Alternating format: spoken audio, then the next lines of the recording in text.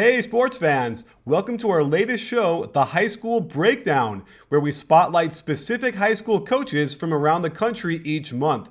Find out what these coaches are doing both on the court and off to build successful programs. They'll be sharing their footage with us through our sponsor, Crossover, a revolutionary tool that breaks down your games for you as well as calculates your stats. Gain an edge over your opponent by using Crossover. And if you mention Coach Nick or BBallBreakdown, you'll receive 3 free games on top of any package you choose. You in? So my first guest today is Steve Fitzgerald, and he runs the Triangle offense out in Florida. So Coach, thanks for joining us. And I thought you could start by give us a background. Like what's your school like? What's the level of competition? What's the background of the kids? Right. Well, this is my first year at this school. I've been at this is my 23rd year as a varsity head coach, 15 at my previous school, which we had built the program up to being one of the top teams in the state of Florida, regardless of class. So here we have a solid program. We have one solid D1 prospect, and then we're looking to build this program quickly. I coach at Fannie Lou Hamer High School. It's in more or less the South Bronx. It's in the Class B of New York State, but all our games are in New York City, and we play throughout the 4 or 5 boroughs if we ever get to Staten Island. How big is your school? We're less than 500 students. Wow. My school is Palisades Charter High School. We are a Division I school. We play in one of the toughest divisions in our section, in the Western League, where we play against Westchester and Fairfax, perennial powerhouses. Once we get out of our league and into our section, we play against teams such as Narbonne, Carson, El Camino Real. And thus far, we've been extremely successful. We're coming off of a CIF LA City Section Open Division title, which is a new division, which takes us out of 1 and takes some of the top teams out of Division 2, 3, etc., and puts us all in the same bracket. So Florida is a very athletic basketball state. There's a lot of great competition, so we'll be playing some really good teams. Okay, what's the name of your school? What conference do you guys play in? This is school's called Dade Christian School. We're in 3A in Florida, which is out of 8A. But in Florida, the bigger schools aren't necessarily the best. Like some of the best schools are in 3 and 4A, some of the private schools. So we're in a very tough classification. How many students go to your high school? We're probably right around 200. Small. Oh, wow, very small. We are a large school. We have close to 3,000 students, and we're a highly competitive program. We schedule up and play against a lot of the top teams in the southern section. And you've already had some pretty good success in the past several years, right? So in 2013, we won the city championship, and we're Federation finalists. And in 2014, we were city runner-ups. Aha. So talk to me about the division you're in. Are you in like a big school division or a small school? How does it work in New York? We're in the smallest division in New York City. We're in the Class B, and it's based on class size. So under 500, you're in the B. Above 500, you'd be in the A. Above 1,500, you'd be in the AA. Well, if you had to describe your overall philosophy of how you want to run your program, how you want to see basketball played, how would that sound? Well, I sort of stole it from Coach Hurley at St. Anthony's. We want to be unselfish on offense, unrelenting on defense, and unparalleled toughness. So, offensively running a triangle, it's predicated on being unselfish, all 5 guys working together. Defensively, we want to, pressure full court. Some sort of pressure every possession, and then we want to make the tough plays, the charges, the deflections, loose balls, all those kind of things that kind of separate the good teams. So those are kind of the hallmarks of our philosophy. I will almost every year or every other year, I'll get athletes who can dunk the ball but who can't pivot. And so I have this phenomenon of receiving guys who played a lot of unorganized basketball, but still can't make a simple reverse pivot or forward pivot off either foot, so without traveling. As a basketball coach, I would say I am everything that's necessary when it comes to discipline and structure and creating buy-in. I think those are some of my strengths. So the foundation is set early in the season, so we're going to build up from there, and I think footwork is very important early on, but also from the shoulders up. We're also trying to build guys who understand the game and respect the game. I'm extremely honest with my players and parents, and that allows for everyone to somewhat deal with the positive confrontation that I bring to them, if you will. Everything is built in our program off of a platform of honesty. I do play any kind of zone defense. Yes, we play a matchup zone. We've mixed in the Syracuse 2-3 some. I'm not such a so strict or inflexible that we only run man, but I would say 95% man.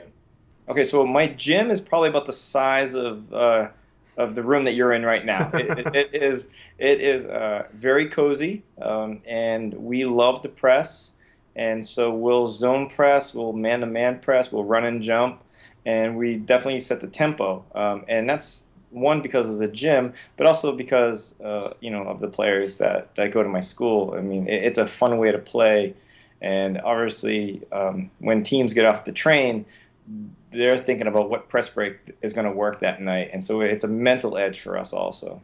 Defensively, we're an aggressive team. I don't like for offensive teams to just dribble up the floor and set up. We are strategic, so if we are allowing you to show your offense, that's mainly because I'd like to read it and understand what you're trying to accomplish, and then be able to put you in positions to make you uncomfortable. So our defense, we like to operate with a different level of intelligence on the floor. I do a lot of drills that force our players to become fatigued and have to thrive throughout that fatigue, and not necessarily allow that fatigue to make cowards of us. And then when you get back into your half court, do you ever play zone, or are you strictly man? Oh, we play both. It's a mixture because the half court's so small. You can even get in half court traps, especially in the corner. You definitely don't want to be there. So we'll mix it up to zone and man.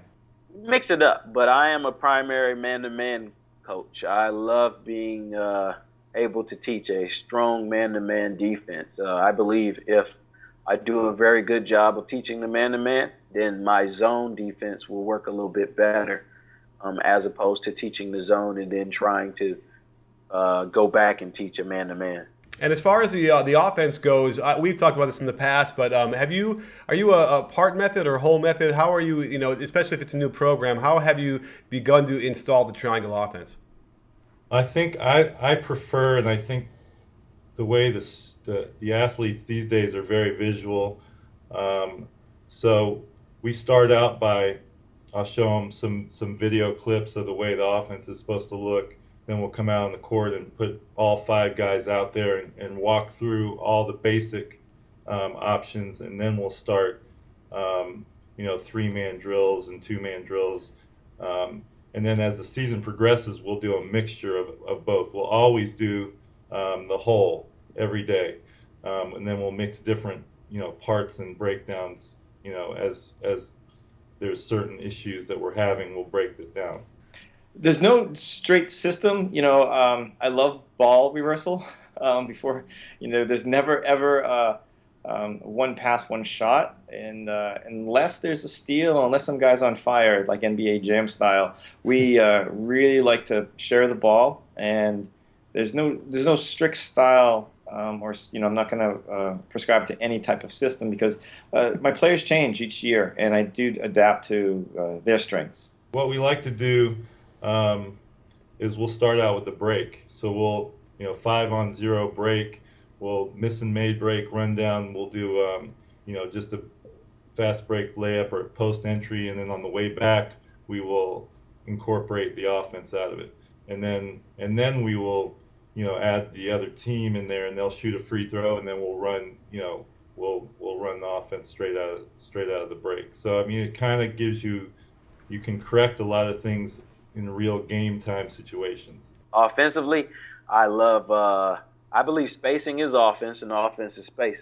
And with that being said, I love the 4-out 1-in. I believe it creates the proper spacing and the proper triangles and angles that are needed for us to be successful, whether a player is passing, screening, or cutting to the basket and replacing spot, screening, roll. You can slot screen, you can screen from the wing. There's so many actions that you can actually accomplish in that 4-out 1-in, and I love that offense. Do you feel like you have any kind of special skill or something that you do that might be unique that enables you to communicate better with your players? No, absolutely not. I mean, at this point, almost 20-something years plus older than these guys, it takes multiple times throughout practice to get a few things through. So there's definitely a gap, and that's just as being honest as possible. I think, my father was a coach for 40 years, and so watching him, and then, I think just building the relationships with each player, away from basketball, away from, the X's and O's, to have them, build that trust. I think that's really what it boils down to now. Do these players fully trust you, especially when you're getting these talented guys that are having, a lot of other voices in their ear. You've got to go above and beyond to build that trust level so that when they know that you're speaking to them, you have their best interest in mind. So I think it really goes beyond basketball that makes you actually more successful on the court. I mean, so there's a gap there, right? You don't know about their music, you don't know about their clothes, where maybe their backgrounds. So there must be something you can do. No, I know all of that stuff. Oh. I know Okay. them because it's nonstop. I know their parents. I know them very well. But there's still a gap, and I think every coach kind of suffers from this gap between, trying to get their players to do certain things. I want to know everything about them, and so hopefully I can get these things done. And it's the same with developing them on the court. You want to develop them off the court. And so we have a lot of rules. I don't have any rules that I don't enforce. I only have rules that I care about. And so I stick to those things. And so the coaches, having that coaching network has been something that's been instrumental in my growth as a coach and as a person. What's your forecast? What do you think is going to happen, and how successful will the season be? Well, I think what's great about this is that every coach is in dream mode right now in October, and there's a certain burden to those dreams. We love to think that everything's going to work on the whiteboard. We love to think that certain players are just going to blossom. We have some very talented athletic players, but also not as much depth as we had the previous couple of years. So now, I mean, the great part of the offense is that it can take any talent level, skill level, and what I feel like it does is offer you the chance to reach your potential offensively, so that's what we're looking to do. And so within those dreams, though, there's a true struggle, and I think players are going to get injured, players may transfer, and there's lots of unforeseen. So I go into every season, and it's almost a daily almost preparation because I don't know what's going to happen next week. My forecast is for us to win league, for us to win city, for us to be in the mix to win an open division state title. We are small, and so that creates a little bit of adversity for us. But we know our strengths and we know our weaknesses, and we plan on playing to our strengths. I'm optimistic, of course, every year. My goal is to win the city finals every year, and however, I'm also aware that may not happen, and that's okay if it doesn't happen, but because we'll do it next year. But I think that the whole idea is this: there's always this idea of harmony throughout the season, and I don't think any team ever has true harmony for the 6 months of basketball. So our forecast is much like a Southern California day. Very, very sunny. Well, I'm looking forward to checking with you next month to see how everything is moving along after the season starts and you got some games and some footage for us. So don't forget, sports fans, at B-Ball Breakdown, we're not a channel, we're a conversation. You win. I'm in, Coach.